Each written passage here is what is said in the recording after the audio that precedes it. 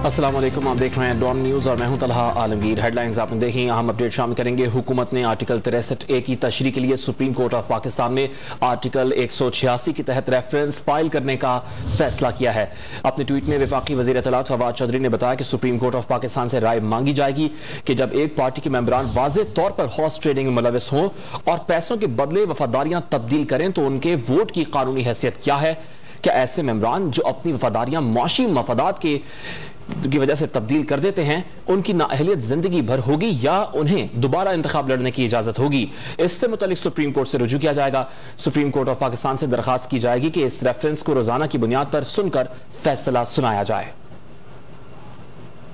Supreme court of Pakistan से मुतालिक आपको अपडेट करें। हुकूमत ने आर्टिकल 63A की तशरीह के लिए सुप्रीम कोर्ट में आर्टिकल 186 के तहत रेफरेंस फाइल करने का फैसला किया है। हुकूमत ने यह फैसला किया है। आर्टिकल 63A की तशरीह के लिए सुप्रीम कोर्ट में आर्टिकल 186 के तहत रेफरेंस फाइल करने का फैसला किया है। अपने ट्वीट में वफाकी वज़ीर इत्तलात फवाद चौधरी ने बताया है कि सुप्रीम कोर्ट से राय मांगी जाएगी कि जब एक पार्टी के मेंबरान वाज़ेह तौर पर हॉर्स ट्रेडिंग में मुलविस हों और पैसों के बदले वफादारियां तब्दील करें तो उनके वोट की कानूनी हैसियत क्या है।